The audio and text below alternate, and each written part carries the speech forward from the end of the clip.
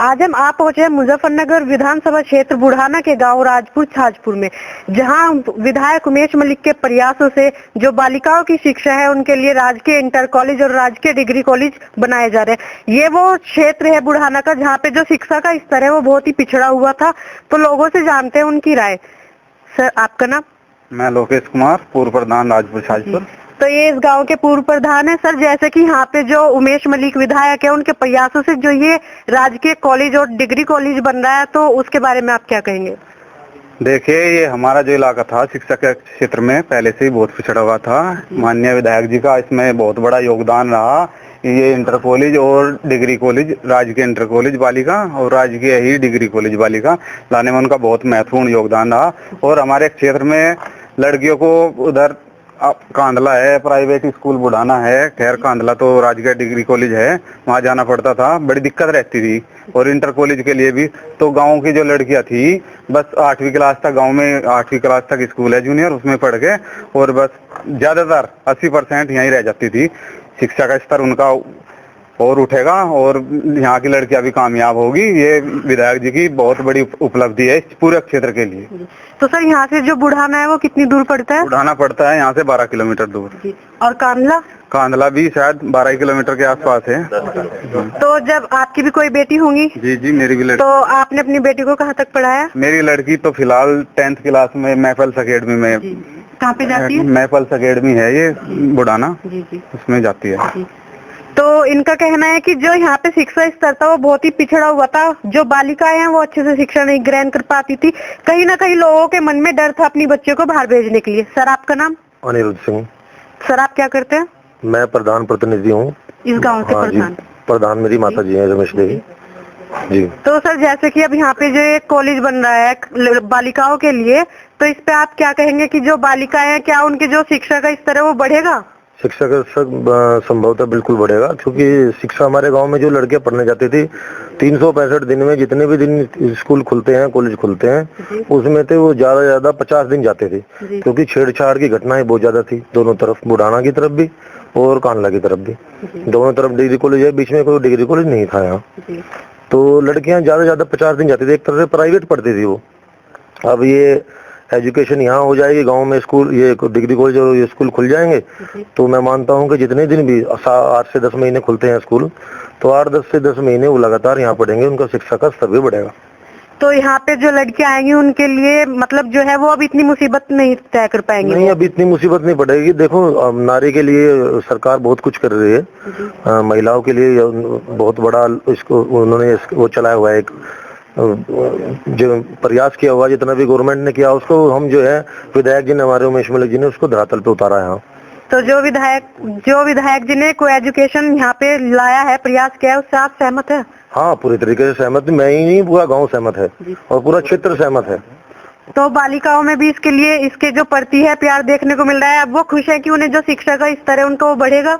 जो लड़कियों को एडमिशन बाहर जाके अच्छे खासे माँ बाप को पैसे खर्च करके करना पड़ता था, वो गांव में फ्री में होगा या कम पैसों में होगा। उसकी वजह से भी लड़कियां खुश हैं और एक लड़कियों को बाहर नहीं जाना पड़ेगा, उनको अपना कोई ट्रांसपोर्ट या खुद का ट्रांसपोर्ट को वो करने की आवश्यकता नहीं है। वो गांव में सीधा पैदल आएंगी या साइकिल से या उससे आएंगे और अच्छी एजुकेशन प्राप्त करेंगे यहाँ। तो ये जो को एजुकेशन है, जो बच्चे हैं लड़की लड़के दोनों के लिए बना हुआ है, अब यहाँ पे जो है मुसीबतें उन्हें कम झेलनी होगी। सर आपका नाम? आशीष। आप क्या करते हैं? मैं तो बिजनेस कर रहा हूँ। बिजनेस करते हैं। तो सर यहाँ पे जो लड़के लड़कियाँ पढ़ेंगे उनकी जो पढ़ाई में जो लागत लगेगी उसमें भी कुछ फायदा होगा उन्हें? बिल्कुल, बहुत फायदा होगा, सारा ही फायदा है। पहले तो बुढ़ाना या कांदला जाना पड़ता था, डेली ट्रांसपोर्ट का भी खर्च था, ऊपर से प्राइवेट स्कूल थे, एडमिशन का भी, और वैसे भी फीस भी बहुत ज्यादा थी। और ये तो बिल्कुल गांव के नजदीक है, क्षेत्र के नजदीक है, यहाँ तो पैदल साइकिल से कैसे भी आ जा सकते हैं। तो लोगों का मानना है कि जो खर्च है, उनकी जो पढ़ाई में खर्च है, उसमें भी उन्हें कुछ सहायता मिलेगी, जो उनका रोज का आने जाने का समय है वो भी बचेगा। सर आपका नाम? मेरा नाम बीनू कुमार जी। सर आप क्या करते हैं? मैं मेडिकल से संबंधित हूँ मैं जी। तो सर आपके कितने बच्चे हैं? हमारे बच्चे 3 बच्चे हमारे पास। छोटे बड़े? नहीं, एक है 12th क्लास में पढ़ता है, एक 10th में पढ़ता है, एक फर्स्ट में है। तो आपके जो बड़े बच्चे हैं वो कहाँ पे जाते हैं? हमारे बच्चे कांदला नेशनल स्कूल में जाते हैं। तो उन्हें जाने में कुछ मुसीबत होती होगी, कुछ जो समय है वो भी ज्यादा लगता होगा? नहीं, मुसीबत तो सबसे पहले थी, जब से हमारी जो बीजेपी सरकार थी उससे पहले होती थी दिक्कत। अब कोई दिक्कत नहीं। और ये हमारे यहाँ एजुकेशन का हब हो गया। अब यहाँ थोड़ा सा एक तो जो डर का माहौल था वो खत्म हो चुका सपा सरकार के द्वारा। ये हमारे यहाँ बीजेपी का अब कार्यकाल चल रहा, उसमें जो सपा सरकार थी वो काफी गुंडागर्दी अराजकता फैलाती थी। अब जो बीजेपी सरकार है वो सबको समान अनुपात से देखती है। इसमें सबका अधिकार, सबका विश्वास। और हमारे यहाँ जो राजकीय पॉलिटेक्निकल कॉलेज की भी नींव रखी गई है, अभी वो घोषणा नहीं हुई इसकी।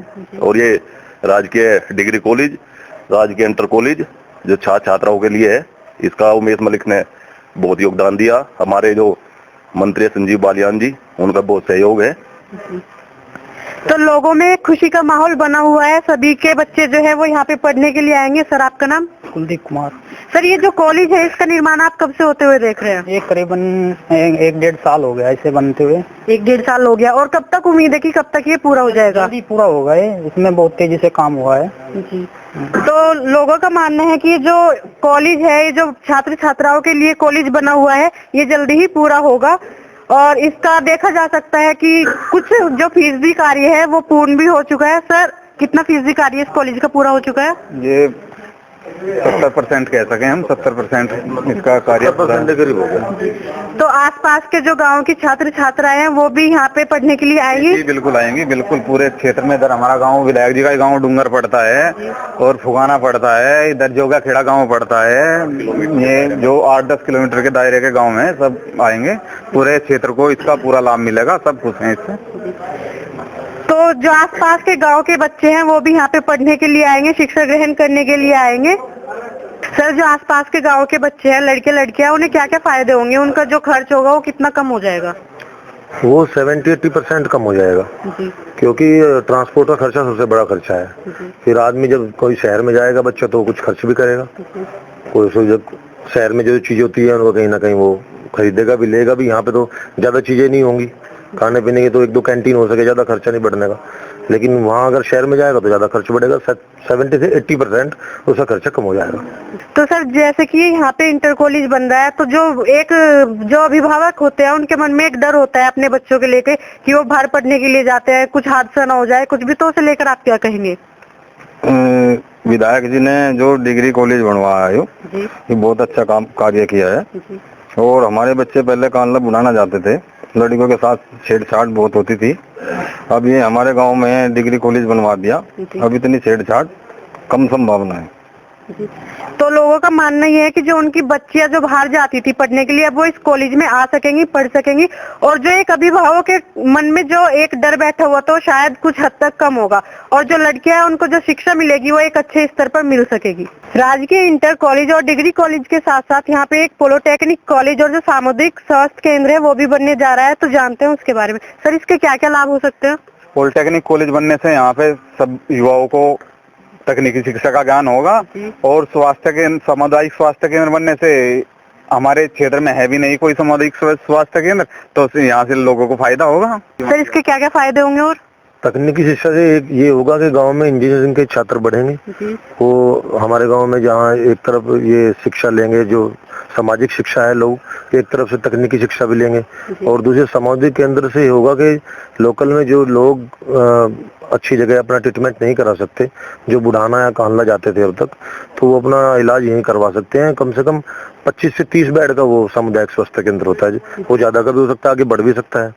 10 बेड का तो हमारे यहाँ पहले बना हुआ है, लेकिन अब ये 25 से 30 बेड का बनेगा, सामुदायिक बनेगा तो इससे बड़ा फायदा होगा क्षेत्र के लोगों का, गाँव के को नहीं, क्षेत्र को भी फायदा होगा। तो जो ये बुढ़ाना विधानसभा क्षेत्र है, यहाँ के जो लोग हैं वो विधायक उमेश मलिक के कार्यों से काफी खुश नजर आ रहे हैं। इसी गांव में को एजुकेशन और स्वास्थ्य केंद्र के बाद ये जो एक पंचायत घर आप देख रहे हैं, ये विधायक उमेश मलिक जी के द्वारा ही बनाया गया। सर, इसका फायदा क्या क्या है आपको? इसका एक तो ये फायदा जी, पंचायत घर होने के साथ साथ ही बारात घर भी है। लोग अपने कोई धार्मिक अनुष्ठान करें, बारात टिकानी हो या किसी को कोई सभा करनी हो, वो भी कर लो। इसके भी बहुत फायदे हैं इसके। तो जो बारातें आती है वो यहीं पे रुकती हैं? ज्यादातर अब यहीं से रुकने लगी बारातें। और काफी इसमें 8 कमरे हैं, एक बड़ा हॉल है। अच्छा, इसलिए उसकी भी मतलब बरसात में भी कोई दिक्कत नहीं होती, काफी छपा हुआ है यहाँ पर। तो ये जो पंचायत घर बनाया गया है, इसके फायदे हैं कि यहाँ पे बारात भी टिक सकती है, जो दूर से बारात आती है, जो गांव में अंदर नहीं जाती, वो यहीं पे रुकती है। सर, और क्या फायदे हैं इसके? जो वोटिंग होती है, क्या वो यहीं पे होती है? नहीं, वोटिंग हमारे स्कूल में होती है। जो पुराने बूथ हैं वही चले आ रहे हैं। 9664 में बूथ का गठन हुआ था हमारे यहाँ, वही बूथ चल रहा है अभी तक। जो पंचायती सभा होती है, ग्राम सभा होती है, वो यहीं पे होती है कि कहाँ पे? जी, यहीं होती है हर मीटिंग। और ग्राम सभा को इससे बहुत मजबूती मिली। ग्राम सभा का जब से गठन हुआ और जब से ग्राम सभा में बना है, इससे पंचायत के उसको बहुत मजबूती मिलेगी। पंचायत जो एक्ट है यूपी में, या पंचायत का जो कार्य है ग्राम पंचायत के, उसको इन चीज़ों से बहुत बल मिलता है। उसमें जो भी अधिकारी आएगा वो यहाँ आएगा, जो भी कोई आदमी आएगा वो भी यहीं आएगा। कोई ऐसा भी लोग होते हैं जो प्रधान से व्यक्तिगत कारणों से नहीं जा पाते प्रधान के पास, उससे गांव में पार्टीबाजी होती है, लेकिन वो यहाँ सीधे तौर पे आ सकते हैं। कैमरामैन अफशीन अंसारी के साथ मीनाक्षी बालियान, खोजी न्यूज।